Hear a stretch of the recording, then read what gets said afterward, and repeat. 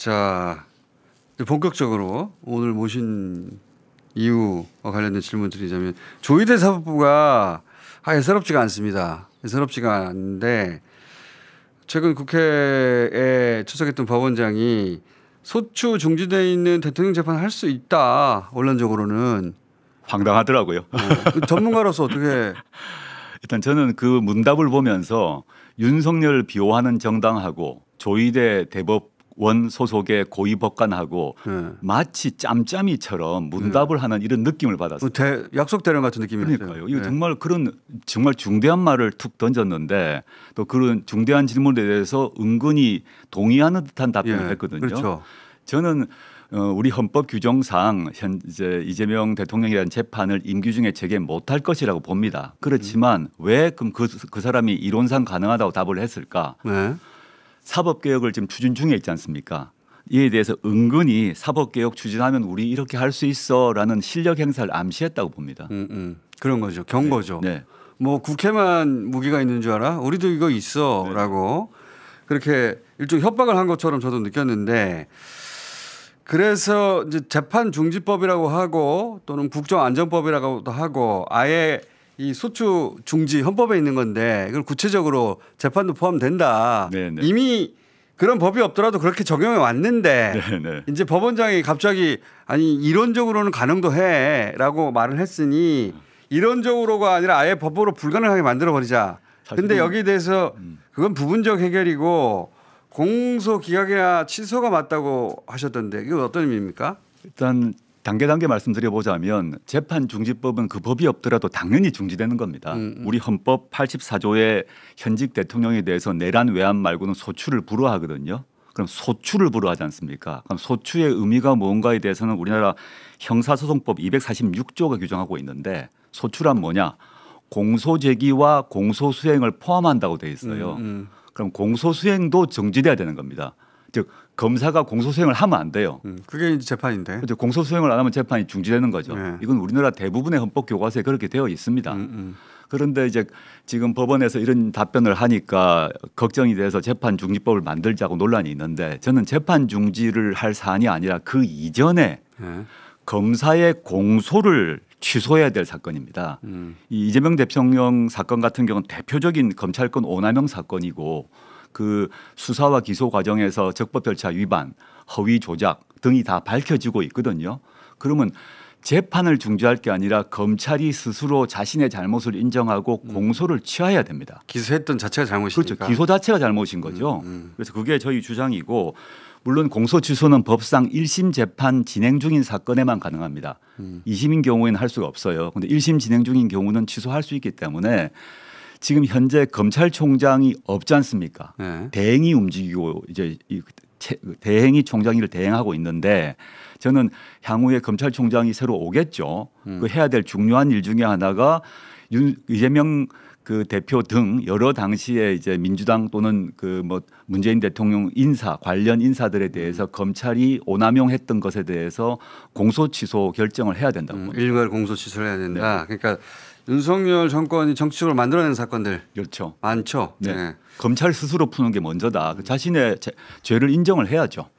자 그리고 사법부에 대해서는 조희대 대법원장에 대해서 이제 직접적으로 사퇴하라고 요구하셨고 만약에 사퇴하지 않는다면 탄핵해야 한다라고 주장하셨는데 그러면 이제 1번부터 여쭤보자면 조희대 대법원장은 왜 사퇴해야 한다고 주장하시는 겁니까?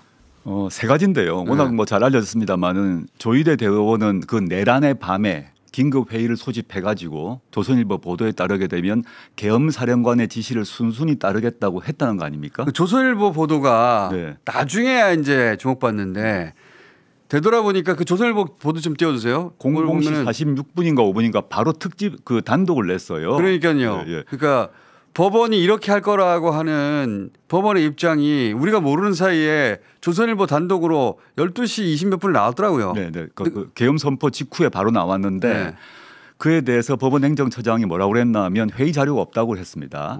전 말도 안 된다고 보는데 그런 시점에 중요한 회의를 하고 회의의 발언이 기록되어 있어야 됩니다. 그러면 법원 행정처가 해야 될 일이 뭐냐 하면 그날 그 회의에 누가 참석했느냐 그리고 각 참석자는 무슨 발언을 했느냐를 밝혀야 되는데 없다는 거예요. 회의한 거는 인정합니다. 그럼 그 밤에 왜 모였는지 그리고 조선일보 단독 보도는 어떻게 나왔는지 00시 46분 아닙니까? 그렇죠. 두 번째는 그것도 이제 그 모자라서 내용도 보면은 네. 말씀하신 대로 계엄군이 하란 대로 한다예요. 요지가. 그러니까요. 그 문구도 좀 찾아주세요. 예. 그 내란에 대해서 비판하기는커녕 관할권이 뭐 계엄 사령관에 있으니 따라서 해야 된다 이런 식으로 그 서로 맞아요. 발언을 맞아요. 했다는 거예요. 맞아요. 이건 나중에 좀 수사를 통해서 밝혀져야 되는데 두 번째는 뭐냐 하면 실제로 그렇게 했다면 내란 주임무 종사가 되는 당연하죠, 당연하죠. 그거를 가리고 싶어하는 것 같은데. 이걸 좀 이것 때문에 이제 문제가 시작됐고 두 번째는 그 뒤로 그럼에도 불구하고 이제 대선이 쭉 진행됐지 않습니까? 네. 진행되니까 당시 가장 유력한 대선 후보였던 이재명 후보의 후보 자격을 박탈하려고 했잖아요. 그랬죠. 국민 참정권 침해고 국민 주권 침해입니다. 네.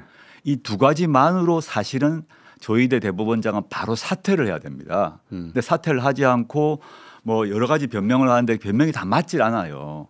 그래서 가장 좋은 것은 사퇴를 해야 되는데 사퇴하지 않고 지금 이제 그 국회에 나와서 사법부 독립 얘기를 계속 강조를 합니다. 근데 그 말 듣고 쓴웃음이 났는데 사법부 독립은 뭐냐 하면 우리가 마음대로 재판해도 된다는 얘기를 그걸 보장해 주는 헌법적 원칙이 아니고 두 번째는 사법부 독립이 존중되려면 사법부가 신뢰를 획득해야 됩니다. 근데 지금 신뢰를 완전히 잃었습니다.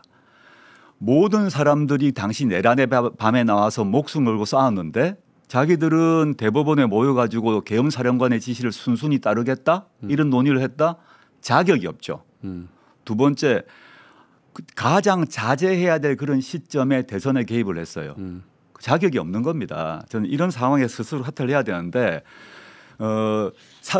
사법부 신뢰를 회복하려면 신뢰를 회복하기 위한 조치를 해야 되는데 그거는 조희대 대법원장이 자진 사퇴죠. 그런데 안 하실 것 같아요. 안 하실 것 같으니까 저희가 지금 탄핵안을 준비했고 물론 저희만으로 탄핵안을 발의할 수는 없습니다만은 탄핵안은 준비해서 공개를 한 바 있습니다. 그래서 조만간 이제 수사가 들어가거나 조사가 들어가서 특히 내란의 밤에 왜 그랬는지 그리고 이재명 후보의 그 공직선거 대선 자격을 박탈하려는 거 왜 그랬는지가 밝혀지면 바로 탄핵으로 들어가야죠. 본인이 밝히진 않을 것 같고 그죠? 밝힐 네. 리가 없죠. 저기 보시면은 계엄사령관에 띄워주세요. 지시에 따라서 향후 대응을 마련할 것이다. 계엄사령관이 하란 대로 한다는 거예요. 말이 안 되는 거 아닙니까? 그럼 국회로 달려갔던 국민들은 뭐야 그러면? 그러니까요. 지금 내란 윤석열에 동조하는 내란 동조를 했을 뿐만 아니라 주요 임무를 종사한 거예요. 그러니까 저런 기록이 남아 있다 보니까 자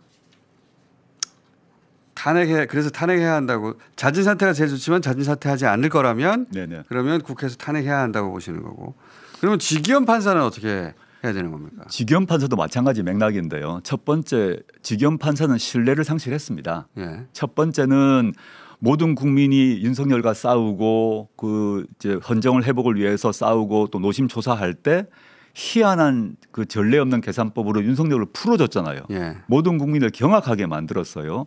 그걸로 첫 번째 문제고 두 번째 지금 내란 재판을 하고 있는데 제가 이제 그 다 보고 있습니다만은 도저히 이해가 안 되는 게 이 내란 재판이 얼마나 심각한 재판입니까? 근데 이 지기현 재판장이 진지함이라고는 찾아볼 수 없는 정말 경망한 태도를 보이더라고요. 저도 진짜 이해가 안 가더라고요. 너무너무 중요한 사안이고 진지한 사안인데 이게 무슨 뭐 오락입니까? 정말 경망한 표정과 발언과 언동을 합니다. 김용현 측 변호인들의 주장에 그 레크레이션 강사라는 표현도 쓰던데 실제로 그런 분위기로 네, 네. 막 웃으면서 이 달래고 또는 재판장이 자기가 잘못했다고 하고 죄송하다고 막 그러고 그러니까요. 저도 재판 받아봤지만은 재판장이 저러는 걸 처음 봤어요. 저도 재판 받아봤지 않습니까? 상상도 못하는 장면인데 이런 모든 사람이 재판장에게 머리를 숙이고 그렇죠. 조심해야 되는데 저 김용현 측 변호인이 뭐 고함을 지르고 해도 그걸 엄히 꾸짖지를 않아요. 꾸짖지 않고 참으라고 하고 비위를 맞춰주고 웃고 미안합니다 그러고 그럼 제가 잘못했습니다 말하고 이런 재판이 어디 있습니까 세상에.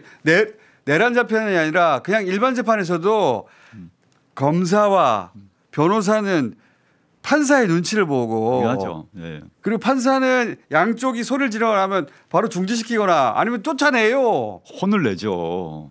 와, 그걸 이해할 수 없는 재판. 법률 용어로 소송지휘라고 하는데요. 재판장의 권리자 의무가 소송지휘인데 그런 소송지휘를 한다는 게 말이 되냐 싶고 진짜 말도 안 된다고. 그리고 모든 국민이 바라보는 이런 재판에서 정말 경망한 태도를 보인다. 이게 그러니까 최종적으로 유죄 판결을 내리더라도 그런 모습 자체가 신뢰를 주지 못한다고 봅니다. 그리고 아시다시피 그 술자리 때문에 조사를 받았는데 대법원에서 징계를 안 내렸지 않습니까? 그런데 확인된 바와 같이 이 지기현 부장판사가 휴대전화를 여러 번 바꿨잖아요. 예. 그 시점에. 그 역시 신뢰를 줄 수 없죠. 최종적으로 유죄 판결을 내린다 하더라도 이분이 했던 여러 가지 행동이 이 사람이 진행하는 재판과 향후 그 결과에 대한 신뢰를 얻기 힘들다. 그러면 바꿔야 되거든요. 그렇죠. 근데 바꾸지 않고 절대 안 바꾸고 있어요. 안 바꾸는 거죠. 저는 저의 추측입니다만은 과거 맨 출발이 이제 그 희한한 계산법으로 윤석열을 석방시켰을 때 지기현 부장판사 혼자 생각이었을까? 저는 아닐 거라고 생각합니다. 저도 아니었을 거라고 봐요. 그 정도의 배짱과 소신을 가지고 했을까? 저는 아닐 거라고 생각합니다. 그 어마어마한 결정을 혼자 못했을 거라고 봅니다. 그때 누구와 소통했을까를 따져봐야죠. 그러니까요. 그 결정이 혼자 하기 힘든 결정이었고, 근데 그 결정은 만약에 누군가 같이 했다면 자기 상관이겠죠. 그렇죠. 그 사람이 지금 지기현을 계속 저 자리에 두고 있는 거 아니겠는가. 지금 이제 법원의 최고 2층이겠죠. 대법원장을 포함한 최고 2층에서과 소통하지 않았을까 의심할 수밖에 없다 생각합니다. 그러니까 지금 지기현 판사의 판결이 우려스러운 거죠. 어떻게 판결을 할까. 그러니까요. 다들 걱정하고 있습니다. 진짜. 자, 지기현 판사를 교체를 안 하고 지금 이대로 쭉 간다면 그 조희대 대법원장 자진 사퇴 안 하면 탄핵해야 한다고 하듯이 지기현 판사에게도 탄핵이나 지금 이제 뭐 아직까지 저희가 지기현 부장 판사에 대해서는 탄핵안을 마련하지는 않았습니다. 않았지만 저는 빨리 이제 법원 행정처에서 그 재판부 교체를 할 수가 있거든요. 좀 교체를 해서 다른 여러 가지 내란 관련 재판부가 진행되고 있지 않습니까? 아주 엄정한 소송 지휘를 하시는 분들이 계세요. 그걸로 병합하든지 하면 되죠. 지기현을 빼고 다른 재판부로 병합하면 됩니다. 얼마든지 그렇게 할 수 있을 텐데. 안 하고 있다는 게 이상한 거죠. 자, 곧 가셔야 된다고 그래서 빨리 한 뒷부분으로. 10분 정도 있습니다. 아 그래요? 예. 뒷부분으로 빨리 넘어가야 되겠는데.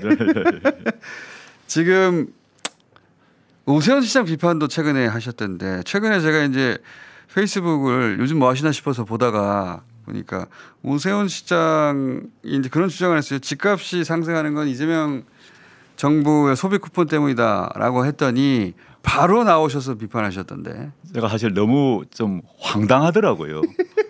사실 서울 집값이 이재명 정부가 그 발급한 소비 쿠폰 때문이라면 사람들마다 뭐 20만 원, 15만 원 이렇게 했을 건데 네. 그거 받아서 뭐 밥도 먹고 안경도 받고 했는데 집값이 올라갔다고? 집값이 올라갔다고? 이런 생각을 하는 사람이 서울시를 지휘하고 있고 서울시 부동산 정책을 지휘한다는 게 말이 됩니까?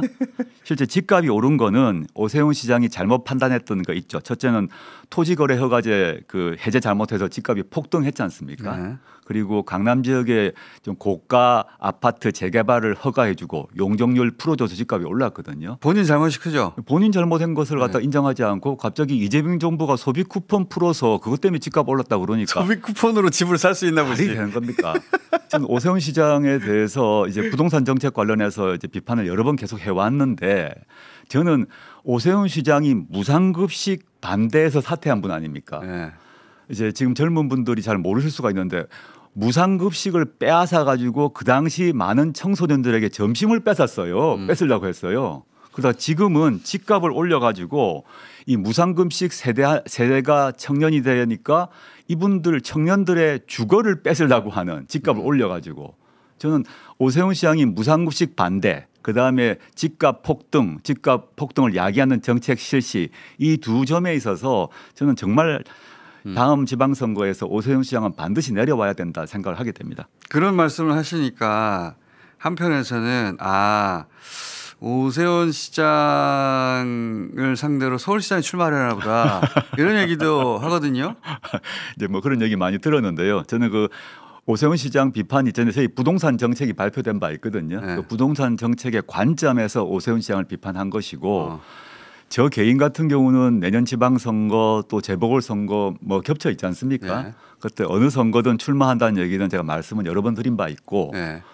그 근데 지방선거인지 아니면 국회의원 보궐선거인지는 아직 결정 안 하셨어요? 지금 뭐 선택할 수가 없죠. 지금 제가 이제 비대위원장 상태고 지금 선거 전략을 논의할 수 있는 상황은 아닙니다. 11월 23일에 전당대회가 열리면 당을 이제 다시 한번 재정비하고 선거기획단 마련하고 내년 봄 돼야 비로소 판단할 수 있을 그 것인데 전당대회에 당대표로 출마하시는 건 아니고요? 출마합니다. 할 출마하십니까? 것이고 당선된다면 예. 그때 책임 있게 당을 이끌지 않겠습니까? 그러면 내년 6월 선거에 어디에 나가서 뭘 할 것인가는 내년 봄 정도 결정을 할 것인데 피하진 않겠다 이런 마음을 갖고 있습니다. 아직 내심으로도 어느 쪽이 될지는 결정을 안 하신 것이고 지금 그 상황을 분석하지 못할 상황이에요. 지금 발생했던 사건들 수습하느라고 거기에는 신경을 못 쓰고 있습니다. 근데 어떻게든 간에 그럼 서울시장일 수도 있는 거네요.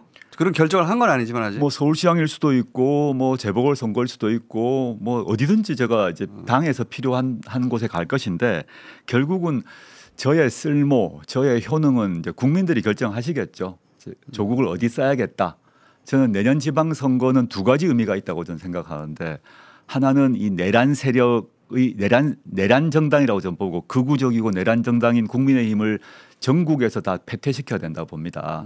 특히 광역에서 모두 국민의힘을 0으로 만들어야 되고 또 다른 한편으로는 이 지방 정치를 개혁하는 두 가지 과제가 있는데 그 두 가지 과제에서 뭐 저희 당도 역할을 할 것이고 저도 역할을 해야 되는데 구체적으로 제가 어디에 가야 되느냐 이 문제 아직 판단하지 못했습니다.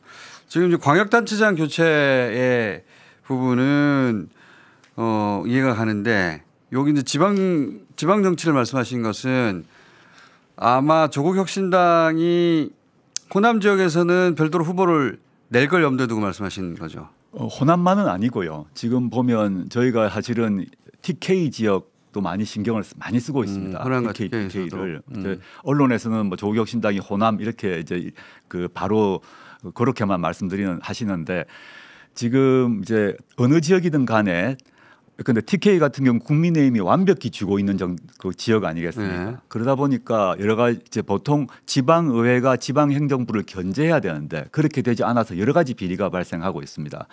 제가 최근에 지방선거에서 조국혁신당이 필요한 이유라는 시리즈 글을 SNS에 올리고 있는데요. 네.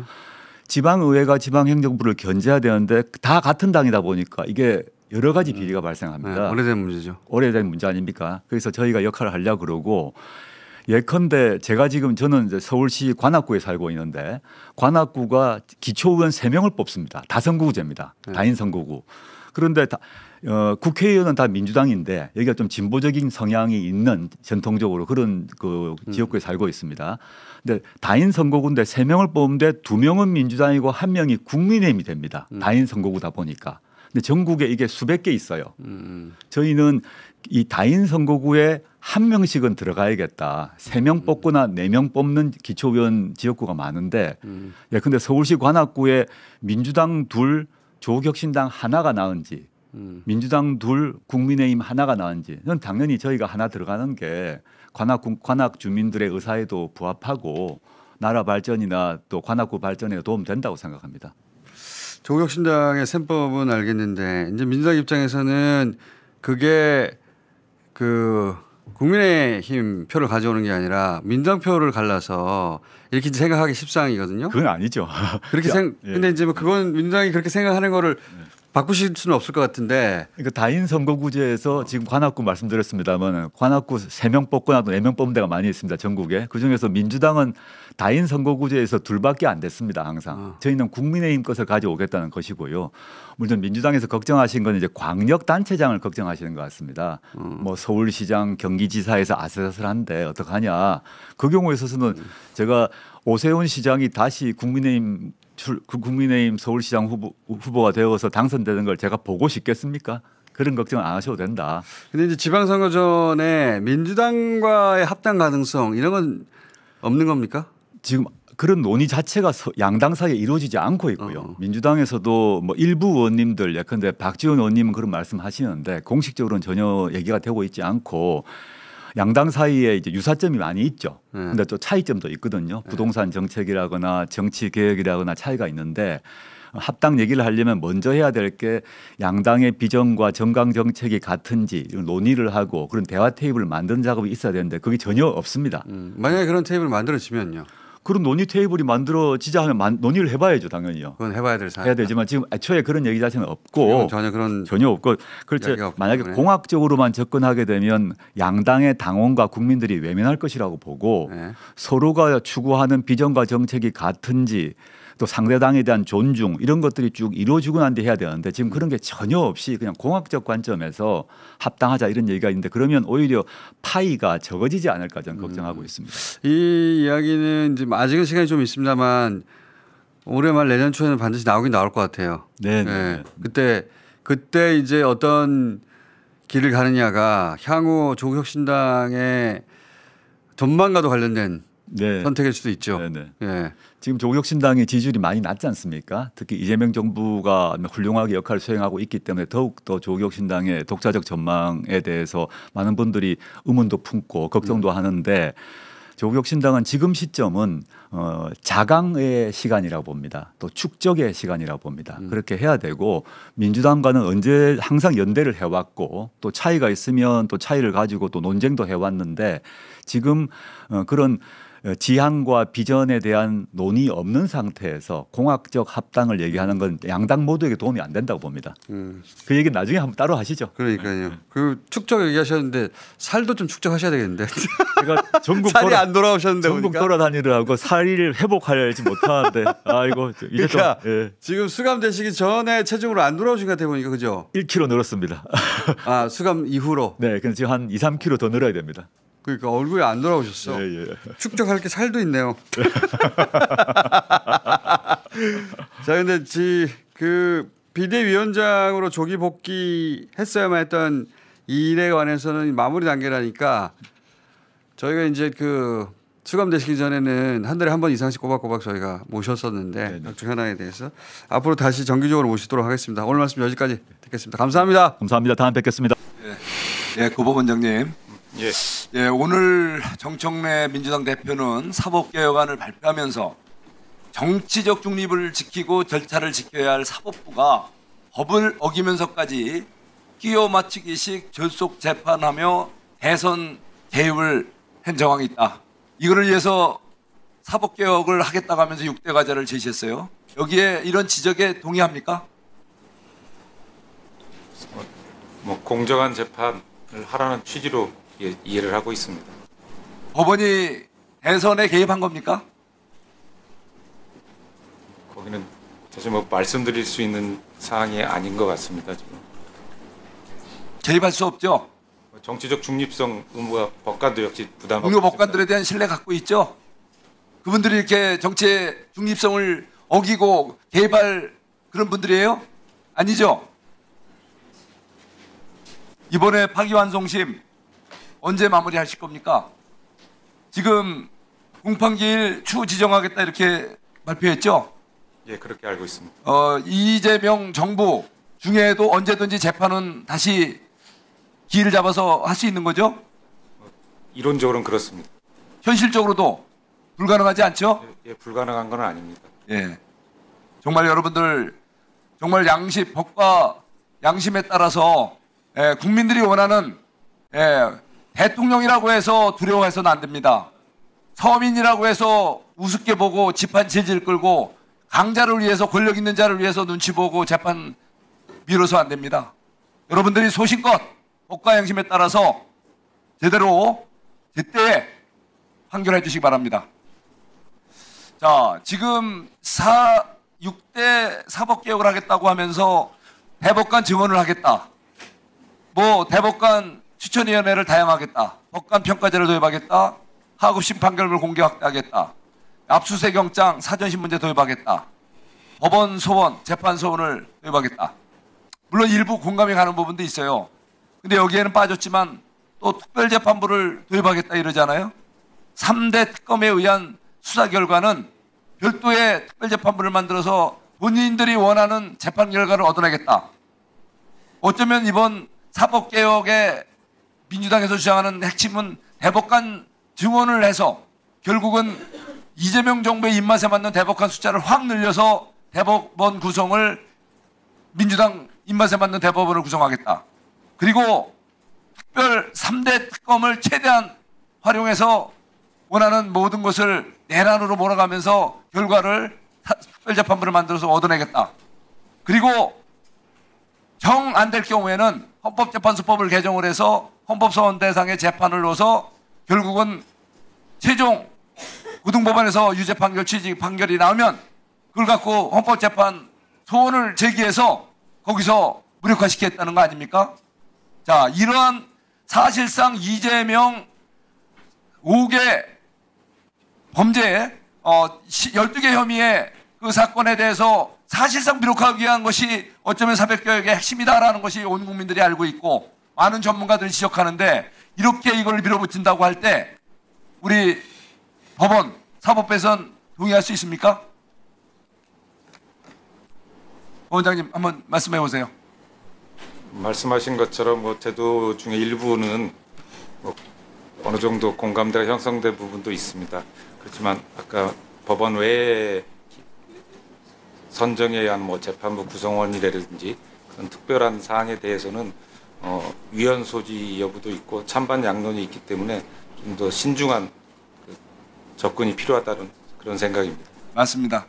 헌법재판소 우리 국정감사에서도 헌법재판소는 기본적으로 헌법소원의 대상의 재판을 넣는 것을 또 찬성하더라고요. 그렇지만 현행 지금 시스템에서 다시 말해서 현행 헌법체제하에서는 여러 가지 어려움이 있고 사실상 헌법 개정을 필요로 하고 또 여러 가지 또 1, 2심, 사실심의 보강이 필요하다는 거 아닙니까? 예를 들면 사심제, 사실상 이제 헌법소원 대상으로서 사심제를 한다면 사실심이 강화되고 그 위에서 다시 대법원 그리고 또 사심제에 가까운 헌법소원 재판이 되는 거 아닙니까? 사실심 강화도 절실한 사정입니다, 지금. 서울고등 원장님. 예. 헌법재판소의 판결을 존중하십니까? 예, 존중합니다. 윤석열은 내란 우두머리로 파면됐죠? 파면 결정이 난 거는 당연히 알고 있습니다. 네? 파면 결정이 헌법재판소에 난 건 당연히 알고 있습니다. 알고 있죠. 그런데 내란 아니에요? 내란인지 아닌지 모른다고 사법부의 원장님들이 그렇게 말씀하시면은 이거 국민들 천불납니다. 형사사건에 대해서 재판 중이죠. 내란 아니에요. 그 내란에 어떻게 가담해서 어떠한 범죄를 했는가에 대한 형사재판을 하고 있지 내란이다 아니다가 재판 아니에요. 헌법재판소에서 이미 윤석열은 내란 우두머리로 파면됨으로써 내란이다가 결론이 난 겁니다. 그렇게 사법부가 정의롭지 못하면 그 말이 됩니까? 그렇기 때문에 우리가 항의하는 것은 그거예요. 우리 국민들은 국회의원들은 다 국회로 나와서 내란 공식을 하려고 하는데 어떻게 사법부에서는 합법을 계엄일 때 대책을 강구하는 대책회의를 하느냐 이거예요. 그런데 오늘 원장님들도 나오셔가지고 내란인지 아닌지는 모르겠다. 이런 말씀을 하셔서는 안 되죠. 수원 고등원장님 어떻게 생각하세요? 네, 그 부분에 대해서는 재판이 진행 중인 사건이기 때문에 그 부분에 대한 언급을 하는 것이 적절하지 않다는 의견입니다. 내란은 내란 아니에요. 그 사건에 대한 재판이 지금 진행 중에 있는 그 재판은 예. 형사재판 아니에요.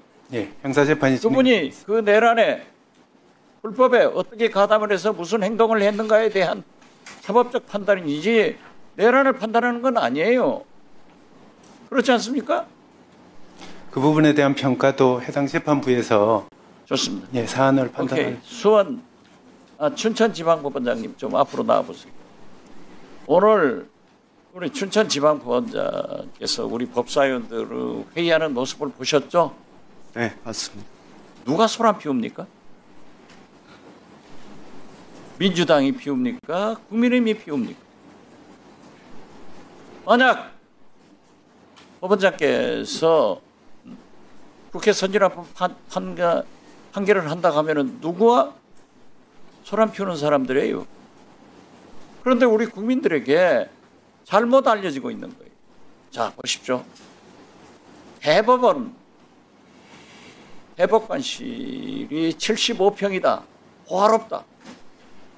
이런 언론 보도가 있으니까 우리 민주당에서 현장 감성을 간 거예요. 천대 법원 행정처장이 다 보여줬어요. 이게 보니까 제가 국정원장을 했는데 국정원장 방보다 적고 협소하고 그 오해더라고요. 그래서 발표하기도 전에 저는 페이스북에다 이건 아니다 이렇게 했더니 천대 법원 행정처장은 감사하다고 하더라고요. 그게 대법원 국정감사를 가서 휘젓거든 건 점령군처럼 행동한 거라고 생각하십니까, 법원장님은?